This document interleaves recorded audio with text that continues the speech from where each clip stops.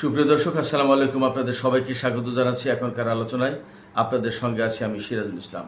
দর্শক, চূড়ান্ত মুহূর্তে উপস্থিত ইরান এবং আমেরিকা। আজই ডোনাল্ড ট্রাম্পের কাছে ব্রিফিং দেবে সেন্টকম।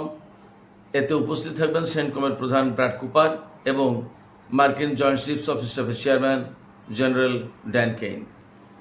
কি পরামর্শ দিতে যাচ্ছেন এই দুই সেনা কর্মকর্তা? তাহলে নতুন করে কি ইরানের উপরে হামলা চালাতে যাচ্ছে আমেরিকা? যদি হামলা চালায় তাহলে ইরান কি বলবে? ইরানের পক্ষ থেকে বলা হয়েছে আমেরিকা এবং ইসরায়েল যদি হামলা চালায় তাহলে তারা নতুন অস্ত্রের মুখোমুখি হবে, যা দেখে বিস্মিত হবে।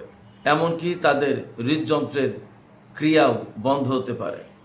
সুপ্রিয় দর্শক, আসলে কি হতে যাচ্ছে এই বিষয়গুলো নিয়েই এখনকার ভিডিওতে আলোচনা করব। আশা করি আপনারা সঙ্গেই থাকবেন। আর ভিডিও ভালো লাগলে লাইক, কমেন্ট, শেয়ার করবেন এবং চ্যানেলটি সাবস্ক্রাইব করে সাথেই থাকবেন।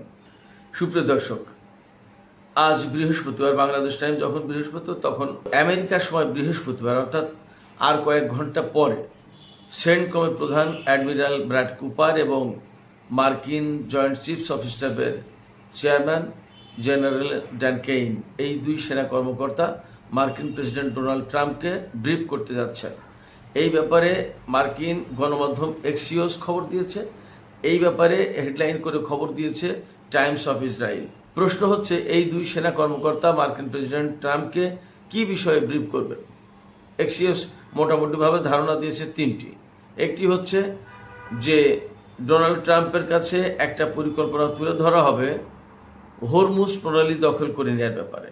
তার মানে সেখানে ব্যাপক ভিত্তিক হামলা চালাবে এবং হরমুজ প্রণালী এবং তার আশপাশের এলাকা স্থলভাগ দখল করে নেবে আমেরিকা, যাতে ইরান এখানে থেকে আর হরমুজ প্রণালী কন্ট্রোল করতে না পারে। তার মানে ভয়াবহ এবং চূড়ান্ত আকারের একটা যুদ্ধের আশঙ্কা বা ইঙ্গিত আছে এই বক্তব্যের ভেতরে। এক।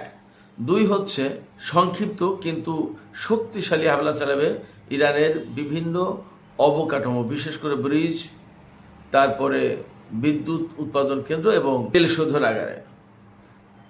যে কথা একসময় ডোনাল্ড ট্রাম্প বলেছিলেন এবং গত কয়েক সপ্তাহে মাঝে মাঝে তিনি এই কথা বলেছেন।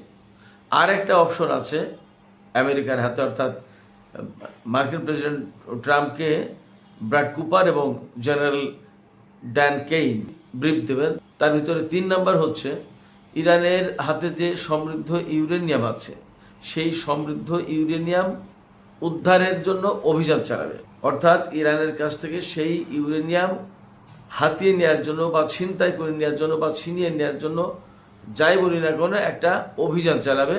যে অভিযান মূলত কিছুদিন আগে চালিয়েছিল ইস্পাহানে এবং সেখানে বড় রকম একটা বিপর্যয়ের মুখে পড়েছিল মার্কিন সেনারা।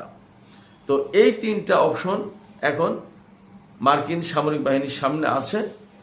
যদি তারা সামরিক উপায়ে ইরানকে কোনো চুক্তিতে বা কোনো কিছু করতে বাধ্য করতে চায়, তাহলে এই 3টা অপশন মোটামুটি তাদের সামনে আছে। তারা প্রেসিডেন্ট ডোনাল্ড ট্রাম্পের সামনে এই 3টা অপশন উপস্থাপন করতে পারেন। তারা এই ব্যাপারে ব্রিফ করবেন যে আমরা কি করতে চাই, এই করতে চাই, এই 3টা অপশন আছে, মিস্টার প্রেসিডেন্ট আপনি কোনটা চুজ করেন, অথবা আপনি আদৌ এই 3টার কোনোটা চুজ করেন কিনা। তার মানে হচ্ছে, যখন মার্কিন সামরিক বাহিনী একেবারে শীর্ষ পর্যায়ের কমান্ডাররা যখন প্রেসিডেন্ট ট্রাম্পকে ইরানের ব্যাপারে চূড়ান্ত ব্যবস্থা নেওয়ার জন্য এরকমের ব্রিফ করতে যাচ্ছেন, তখন মোটামুটিভাবে প্রেসিডেন্ট ট্রাম্প হয়তো তাদের কথায় উদ্বুদ্ধ হতে পারেন। সেক্ষেত্রে নতুন করে ইরানের বিরুদ্ধে আমেরিকা হামলা চালাতে পারে এবং সেই হামলায় আলটিমেটলি জড়িয়ে যাবে ইসরায়েল। তার মানে এখন নতুন করে সারা বিশ্ব এবং ইরান আরেকটা যুদ্ধ পরিস্থিতির মুখে পড়তে যাচ্ছে, মোটামুটিভাবে এটা নিশ্চিত বলা যায়। তবে এখানে কথা হচ্ছে যে ডোনাল্ড ট্রাম্প আদৌ সামরিক উপায়ের দিকে যাবেন কিনা সেটা একটা ব্যাপার। কারণ এই যে 3টা বিষয়ে মার্কিন সেনা কর্মকর্তারা ট্রাম্পকে ব্রিফ করতে যাচ্ছেন, এই বিষয়গুলো কিন্তু এর আগেই পরীক্ষা নিরীক্ষা করা হয়েছে। কীরকম? ধরুন, হরমুজ প্রণালী খুলে দেওয়ার ব্যাপারে আমেরিকা ব্লকেট সৃষ্টি করেছে। সেখানে তো আর বেসামরিক লোকজন গিয়ে ব্লকেট করেনি। এটা মানববন্ধন হচ্ছে না, সেখানে মানববন্ধন হচ্ছে না, হচ্ছে মার্কিন সামরিক বাহিনীর যুদ্ধ জাহাজ এবং সেনা কর্মকর্তা সেনাদেরকে পাঠিয়ে সেখানে অবরোধ সৃষ্টি করে রাখা হয়েছে, যাতে সেখান থেকে ইরানের কোনো জাহাজ বের হতে না পারে। তার মানে সেখানে বেসিক্যালি আমেরিকা একটা যুদ্ধ পরিস্থিতি তৈরি করে রেখেছে। ইরান যদি কোনো জাহাজ পাঠাতে চায় তাহলে তাদের উপরে হামলা চালাবে, তাদেরকে আটক করবে, ইত্যাদি ইত্যাদি। তার মানে আমেরিকা বেসিক্যালি হরমুজ প্রণালীতে ইরানের সাথে একটা নৌযুদ্ধে আছে, কিন্তু দীর্ঘদিন যাবৎ হরমুজ প্রণালীতে ব্লকের সৃষ্টি করে রাখলেও বা ইরান ও হরমুজ প্রণালী কন্ট্রোল করলেও আমেরিকা কিন্তু এগুলোর কোনোটাই কোনো ইতিবাচক ফল আনতে পারেনি। এখান থেকে ব্লকের সৃষ্টি করেও ইরানকে আত্মসমর্পণে বাধ্য করতে পারেনি। আবার ইরান যে হরমুজ প্রণালী কন্ট্রোল করছে তার বিনা অনুমতিতে এবং বিনা টোলে কোনো জাহাজকে পার হতে দিচ্ছে না, সেটা নিশ্চিত করেছে। কিন্তু এই যে ইরানি ব্যবস্থা, ইরানি কন্ট্রোল, এই কন্ট্রোলকে ভাঙতে পারেনি আমেরিকা। তার মানে হরমুজে আমেরিকার সমস্ত চেষ্টা প্রচেষ্টা ব্যর্থ হয়েছে। এটা গেল এক। দুই হচ্ছে, আমরা যদি ইউরেনিয়াম উদ্ধারের কথা বলি, পাইলট উদ্ধারের অভিযানের নামে খুজেস্তানে অভিযান না চালিয়েছে ইস্পাহানে, ইরানের মধ্যাঞ্চলে, এবং সেখানে ইস্পাহানে পাইলট খোঁজার নামে বেসিক্যালি সেখানে ইউরেনিয়াম উদ্ধারের ইউরেনিয়াম ছিনিয়ে নেওয়ার একটা অভিযান চালিয়েছিল আমেরিকা। সেই অভিযান চালাতে গিয়ে আমেরিকা মারাত্মক রকমের বিপর্যয়ের মুখে পড়েছে। কি রকম সেই বিপর্যয় আপনারা সবাই জানেন। বহু সংখ্যক বিমান ধ্বংস হয়েছে, হেলিকপ্টার ধ্বংস হয়েছে, ড্রোন ধ্বংস হয়েছে। বহু সেনা কর্মকর্তা বা সেনার সদস্যরা, বিশেষ করে কমান্ডো অভিযানের যারা যোগ দিয়েছিল তাদের অনেকেই আহত হয়েছে, অনেকেই মারা গেছে, অনেকে আটক হয়েছে ইরানের হাতে। এই পরিস্থিতিতে সেই মিশন ব্যর্থ হয়েছিল। এমনকি সেখানে ফেলে যাওয়া বা বিমানের পরিত্যক্ত যে গুরুত্বপূর্ণ টেকনোলজি, সেই টেকনোলজি ইরানের হাতে পড়েছে এবং সেটা ইরান রিভার্স ইঞ্জিনিয়ারিং করার চেষ্টা করছে এখন। এইটা যদি রিভার্স ইঞ্জিনিয়ারিং করতে পারে, তাই আমেরিকার টোটাল বিমান ব্যবস্থা অনিরাপদ হয়ে পড়বে, নিরাপত্তাহীনতার মুখে পড়বে। ইরান অনেক কিছু কন্ট্রোল করতে পারবে, তখন ইরানের ইশারায় কিন্তু অনেক কিছু চলবে, তখন মহাবিপদে পড়ে যাবে আমেরিকা।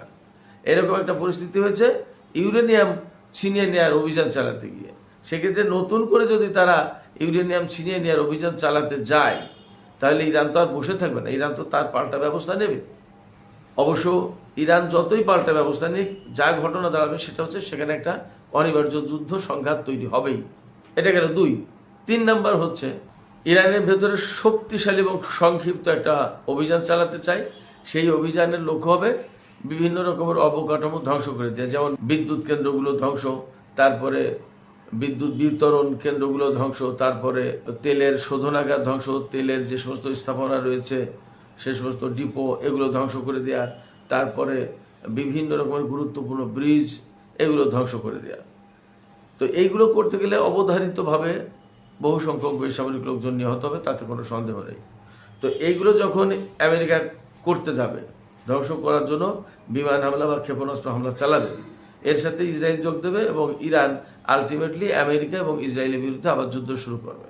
এই যুদ্ধ শুরু করার পাশাপাশি যা হবে যে মধ্যপ্রাচ্যে আমেরিকার স্বার্থ আছে এমন কোনো তেল, বিদ্যুৎ, গ্যাস বা আদার যত ফ্যাসিলিটি আছে এর একটাও ইরান এবার বাদ দেবে না। আগের বার তো অনেকটা কন্ট্রোলড যুদ্ধ করেছে, এবার কিন্তু চূড়ান্ত পর্যায়ে যুদ্ধ। ইরান ভীষণভাবে পাল্টা জবাব দেবে এবং ইরান বারবার বলছে তাদের হাতে এমন অস্ত্র আছে যা দেখলে শত্রুরা বিস্মিত হবে। এবং একজন সেনা কর্মকর্তা বলেছেন যে এই অস্ত্র দেখলে তারা তো বিস্মিত হবেই, তাদের হৃদযন্ত্রের ক্রিয়া বন্ধ হয় কিনা সেটা নিয়ে সন্দেহ আছে, যেন সেটা না হয়। আসলে ইরান একদম ফাঁকা বলে দিচ্ছে, ব্যাপারটা এরকম না আমার কাছে মনে হয়। সেক্ষেত্রে পুরো মধ্যপ্রাচ্য অঞ্চলে নতুন করে ভয়াবহ যুদ্ধ ছড়িয়ে পড়বে। তাহলে কি দাঁড়াবে? আলটিমেটলি যেখানে ছিল সেই জায়গায় থাকবে, পরিস্থিতির কোনো উন্নতি হবে না। তার মানে ইরানকে যুদ্ধ করে কোনো কিছুতে বাধ্য করা যাবে না, চুক্তি করতে বাধ্য করা যাবে না, হরমুজ প্রণালী খুলে দেওয়ার ব্যাপারেও বাধ্য করা যাবে না। বরং ইরানের যে সমস্ত যৌক্তিক দাবি আছে সেই যৌক্তিক দাবিগুলো নিয়ে আলোচনা করে একটা সমাধান করা সবচেয়ে ভালো হবে। এটাই বাস্তবতা। আমি এটা বাস্তবতা কেন বলছি, এটা শুধু আসলে আমি বাস্তবতা বলছি তা না। যেমন জার্মানির যে চ্যান্সেলর ফ্রেডেরিক মের্জ, তিনি কিন্তু 2 দিন আগে কি একটা কথা বলেছেন, আমি ভিডিওতে বলেছিলাম। তিনি বলেছেন কি যে আমেরিকা প্রতিদিন প্রতি মুহূর্তে অপমানিত হচ্ছে ইরানের কাছে। চুক্তির জন্য ইরানের পেছনে পেছনে ঘুরছে মার্কিন কর্মকর্তারা, মার্কিন প্রেসিডেন্ট। তিনি ঠিক এই ল্যাঙ্গুয়েজে বলেননি, কিন্তু থিমটা হলো এই যে চুক্তির জন্য আমেরিকা যত চেষ্টা প্রচেষ্টা চালিয়েছে ইরানের জন্য, কিন্তু ইরান সেই চুক্তির জন্য রাজি হয়নি, পাত্তাই দেয়নি। যখন পাত্তা দেয়নি তখন তো সেটা আমেরিকার জন্য অপমান, এবং ইরানি জাতি আমেরিকার পুরো জাতিকে অপমান করছে। জার্মান চ্যান্সেলর ফ্রেডেরিক মের্জ এই কথা বলেছেন। তিনি আরো বলেছেন যে শুধু ইরান না, আসলে ইরানের আইআরজিসি আমেরিকাকে বা আমেরিকার পুরো জাতিকে অপমান করছে।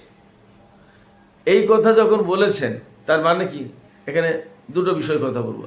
তার মানে হচ্ছে যে আমেরিকা ডেফিনেটলি ইরানকে কোনো কিছু করতে বাধ্য করতে পারেনি, এবং ইরানের কাছ থেকে কোনো কিছু অর্জন করতে পারেনি, বরং অপমানিত হচ্ছে প্রতিদিন।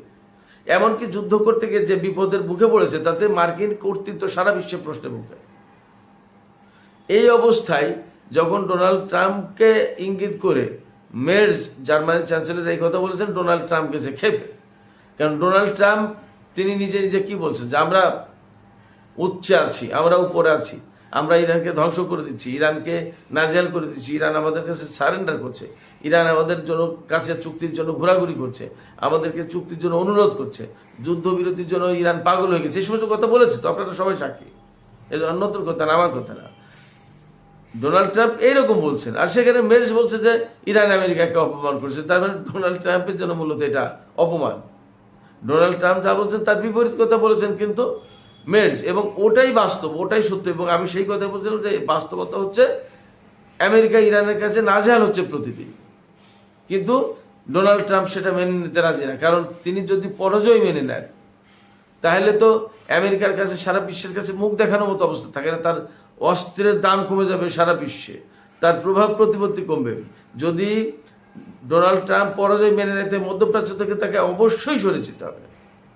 মধ্যপ্রাচ্যের তেল সমৃদ্ধ দেশ, গ্যাস সমৃদ্ধ দেশ, কেউ তার কথা শুনবে না, এবং এখন শুনবে কিনা সেটা নিয়ে সন্দেহ আছে। যাই হোক, এরপরে ইউরোপের দেশগুলো, নেটোভুক্ত দেশ, কেউ তার কথা শুনছে না, তার দিকে সাড়া দিচ্ছে না। এই অবস্থায় তার জন্য পরাজয়ের কথা বা অপমানের কথা বলা তার জন্য ভারী বিব্রতকর একটা ব্যাপার। সে খুব ক্ষিপ্ত হয়ে যাচ্ছে। এই ক্ষিপ্ত হওয়ার পরিস্থিতি তৈরি হলেও তিনি বাস্তবতা মানতে চাইছেন না, কিন্তু বরং যুদ্ধ করবেন নাকি করবেন না এই সমস্ত দোটানায়, বিরাট দোটানায়। কেন দোটানায় থাকার অনেকগুলো কারণ আছে। একটা কারণ হচ্ছে যে ইরানের সাথে আসলে যা করতে গেছে সেখানে তিনি ব্যর্থ হয়েছেন, পারেনি। দ্বিতীয়ত এই যে একদম সময় শেষ, আজকে 30 তারিখ, কালকে 1 তারিখ, অর্থাৎ কালকের থেকে যুদ্ধ করতে হলে কংগ্রেসের অনুমতি নিতে হবে। অনুমতি না পেলে তিনি যুদ্ধ করতে পারবেন না। যুদ্ধ করলে সংবিধান লঙ্ঘন হবে। তিনি জোর করে যদি কোনো কিছু করেন সেটা ভিন্ন কথা, কিন্তু সাংবিধানিকভাবে তিনি আর আইনগতভাবে তিনি ইরানের বিরুদ্ধে যুদ্ধ করতে পারবেন না। তার মানে তার সামনে একদম অল্প সময় আছে, একেবারে চূড়ান্ত মুহূর্ত। এই জন্য আমি বলেছি চূড়ান্ত মুহূর্ত। এখন পথ আসলে তাকে বেছে নিতে হবে। তিনি না ইরানকে চুক্তিতে আনতে পারছেন, আলোচনা টেবিলে আনতে পারছেন, না হরমুজ তিনি খুলতে পারছেন, না ইরান খুলছে। ইরানের ইউরেনিয়াম তিনি না ছিনিয়ে নিতে পারছেন, না ইরান দিচ্ছে, না ইরানের ইউরেনিয়াম কর্মসূচি বন্ধ করছে, ক্ষেপণাস্ত্র কর্মসূচি বন্ধ করছে না। ইরানকে কোনো মতেই পরাজিত করা যাচ্ছে না। এখন করবেটা কি? ডোনাল্ড ট্রাম্প মহা বিপদে, মহা ভাবরে। এই অবস্থায় দুই জেনারেল বা সেনা কর্মকর্তা বা সেনা কমান্ডার তাকে যে ব্রিফ করতে চাচ্ছেন, আসলে তিনি কি বেছে নেবেন আমরা জানি না। তবে যুদ্ধক্ষেত্র থেকে তিনি পালিয়ে যাওয়ার চেষ্টা করছেন, এবং মার্কিন গোয়েন্দা সংস্থাগুলো তো আমেরিকা যদি একতরফা বিজয় ঘোষণা করে যে আমরা ইরানের বিরুদ্ধে জিতে গেছি, ইরানকে আমরা পরাজিত করেছি, এই ঘোষণা যদি দেয় তাহলে ইরান কিভাবে রিয়াক্ট করে, কিভাবে প্রতিক্রিয়া দেখায়। দেখা গেল যে মার্কিন সেনারা যা এখানে আছে তাদের উপর ইরান নতুন করে হামলা চালানো শুরু করলো, বা তাদের প্রক্সি ফোর্সকে ব্যাপকভাবে হামলা চালানোর জন্য উৎসাহিত করলো। এমন হয় কিনা, এই নানান রকমের টেনশনের সংশয় সন্দেহ আছে। এই জন্য এই আর একটা বিকল্প যে একতরফা বিজয় ঘোষণা করবে কিনা, আমি গতকালকের ভিডিওতে বিস্তারিত বলেছিলাম। তো এরকম অনেকগুলো হিসাব নিকাশের, অনেকগুলো সমীকরণের মুখে আমেরিকা দাঁড়িয়ে। ইরান কিন্তু এক পয়েন্টেই চুপ, তারা যেখানে ছিল সেই অবস্থানে, অর্থাৎ হরমুজ বললে তাদের কন্ট্রোলে থাকবে এবং ইউরেনিয়াম তাদের হাতে থাকবে, পরমাণু কর্মসূচি বন্ধ করবে না। ব্যাস। এখন নতুন করে ইরান যে প্রস্তাব দিয়েছে, হয় সেই প্রস্তাব মেনে ইরানের সাথে আলোচনায় বসতে হবে, আর না হলে ইরানের বিরুদ্ধে যুদ্ধ করতে হবে। কিন্তু যুদ্ধ করতে গেলে কি কি বিপদ তা তো আমি বললাম ডোনাল্ড ট্রাম্পের সামনে। সেক্ষেত্রে ডোনাল্ড ট্রাম্প মারাত্মক রকমের সংকটের মুখে আছেন। এই সংকট থেকে উদ্ধারের কোনো পথ আসলে তার সামনে সম্ভবত নেই। তিনি মহা বিপদে আটকে গেছেন, চোরাবালিতে পড়ে গেছেন। চোরাবালিতে পড়লে কি হয়? চোরাবালিতে পড়লে যত আপনি নড়াচড়া করবেন তত আপনি পুঁতে যাবেন, নিচের দিকে চলে যাবেন। আপনাকে টেনে তোলা খুব কঠিন ব্যাপার। ওখানে গিয়ে কেউ যে তুলবে, যে ব্যক্তি তুলতে যাবে সেও একইভাবে আটকে যাবে চোরাবালিতে, শুধু নিচের দিকে চলে যাবেন, আপনি আটকেই যাবেন। এ এক ভয়ঙ্কর বিপদ। চোরাবালিতে পড়ে যাওয়া এমনি এমনি বলে না, খুব একটা বিপদের অবস্থা। তাই ডোনাল্ড ট্রাম্প যুদ্ধ করতে এসে ইরানের বিরুদ্ধে এইভাবে চোরাবালিতে পড়ে গেছে। এবং সবচেয়ে বড় সংকট, রাজনৈতিক সংকট কি? সামনে নভেম্বরে যে মিড টার্ম ইলেকশন, মধ্যবর্তী নির্বাচন, এই নির্বাচনে রিপাবলিকান দলের ভরাডুবি হবে। সমস্ত ক্যালকুলেশন, সমস্ত জরিপ, সমস্ত জনমত জরিপ, সমস্ত সব কিছু বলছে। অতএব ডোনাল্ড ট্রাম্প এই চোরাবালি থেকে কিভাবে উদ্ধার হবেন আমরা জানি না। সুপ্রিয় দর্শক, এখনকার আলোচনা এখানে শেষ করতে চাই। যাবার আগে আপনাদের কাছে জানতে চাই আপনাদের মতামত কি। ডোনাল্ড ট্রাম্প আসলে এই যে চোরাবালিতে আটকে গেছেন, এই চোরাবালি থেকে বের হওয়ার জন্য তিনি কোন পথ বেছে নেবেন? ইরানের বিরুদ্ধে যুদ্ধ, নাকি ইরানের দেওয়া প্রস্তাব, সেই প্রস্তাব মেনে নতুন করে আলোচনা বসা, নাকি একতরফা যুদ্ধ বিজয়ের ঘোষণা? কোনটা? কি মনে হয় আপনাদের? আপনাদের মতামত কমেন্টে জানাতে পারেন। আর ভিডিও ভালো লাগলে লাইক, কমেন্ট, শেয়ার করবেন এবং চ্যানেলটি সাবস্ক্রাইব করে সাথেই থাকবেন। দর্শক, আপনাদের সবাইকে অনেক অনেক ধন্যবাদ। আল্লাহ হাফেজ।